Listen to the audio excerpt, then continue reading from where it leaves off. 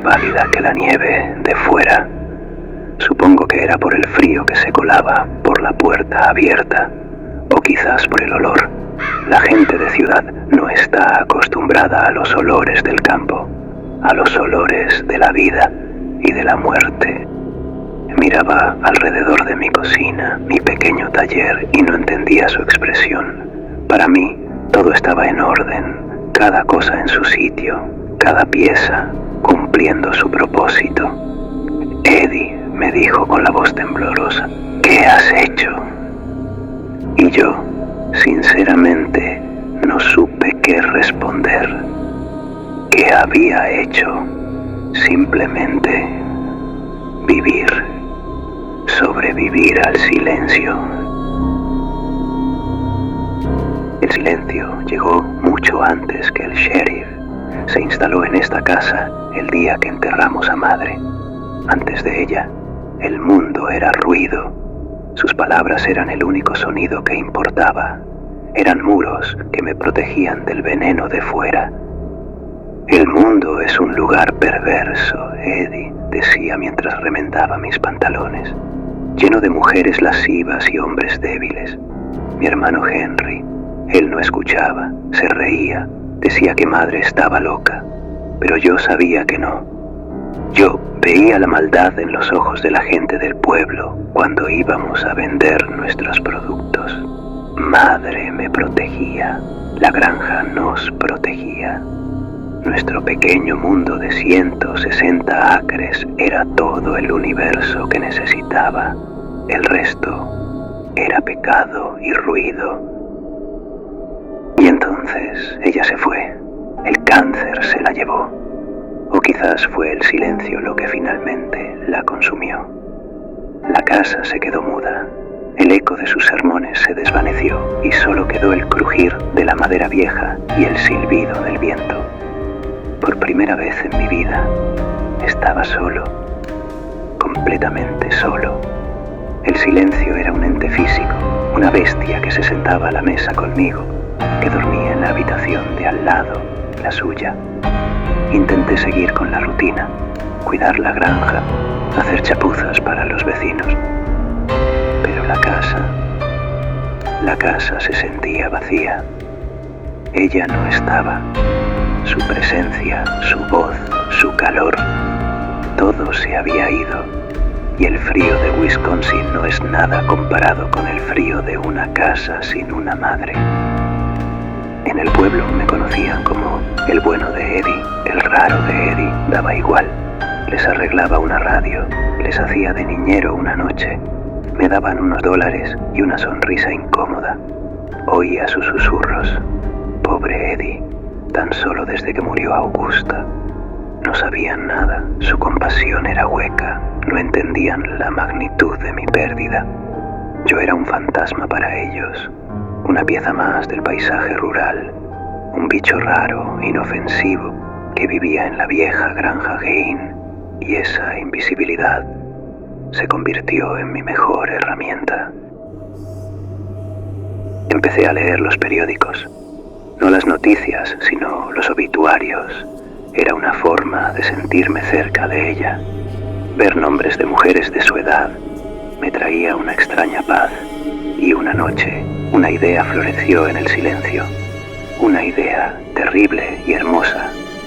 Si no podía traerla de vuelta, quizás podría visitarla o a otras como ella.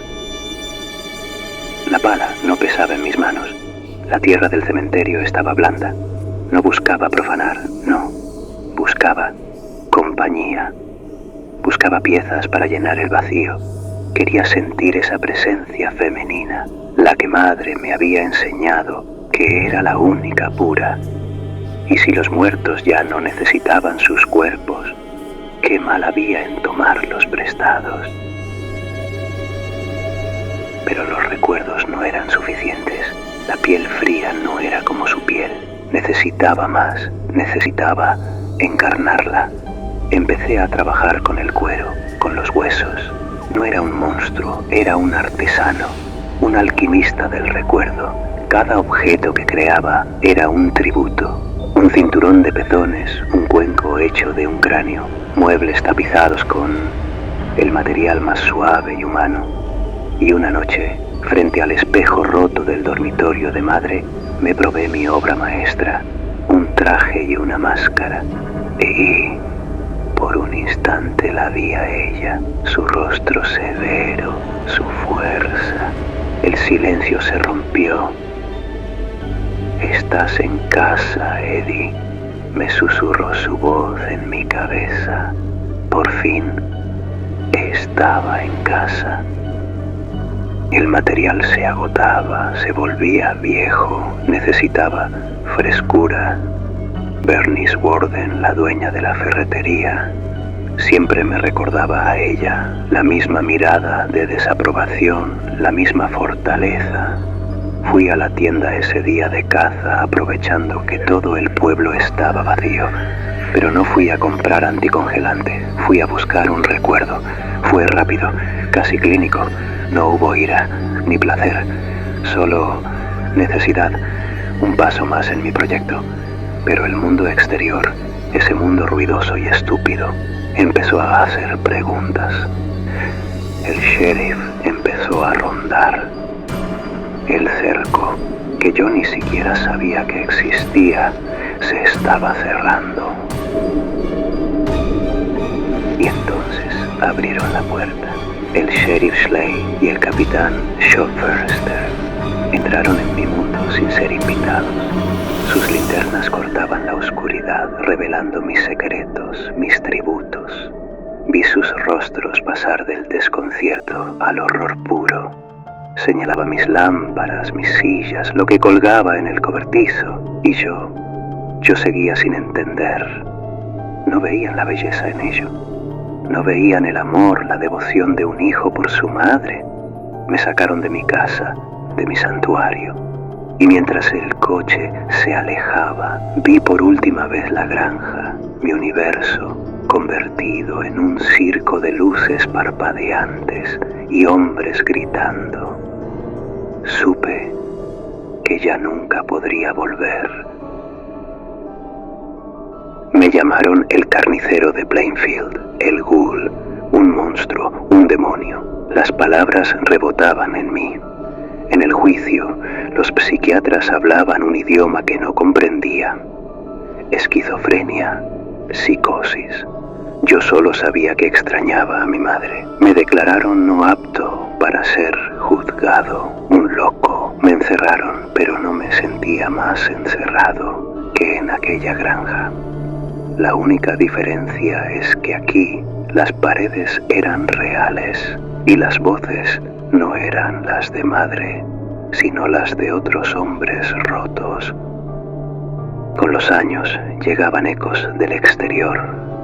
Hablaban de libros, de películas, un hombre con un cuchillo en un motel, otro con una máscara de piel y una motosierra. Tomaron mi dolor, mi soledad, mi arte y lo convirtieron en entretenimiento. Me convirtieron en un cuento para asustar a los niños.